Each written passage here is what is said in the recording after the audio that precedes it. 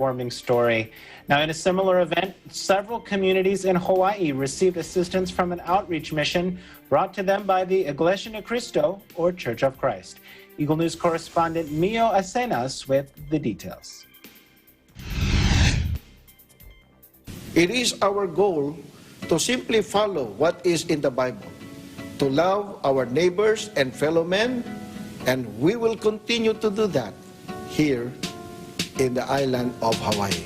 As the COVID-19 pandemic enters its second year in the Hawaiian Islands, members of the Iglesia Ni Cristo, or Church of Christ in this part of the world, continue responding to the needs of their fellow neighbors.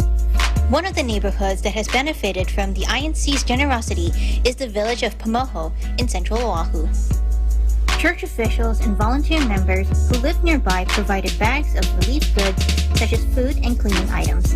Residents also had a chance to know more about the global church. Despite recent positive signs of fewer cases and increased efforts by government to vaccinate everyone, immediate relief for the population is still in short supply.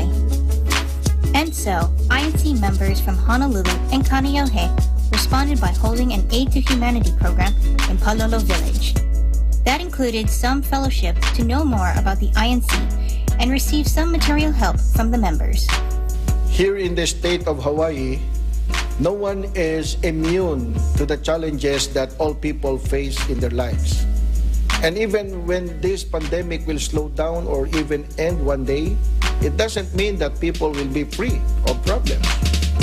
Problems were there before the pandemic began, and it will continue to happen even when the pandemic is over.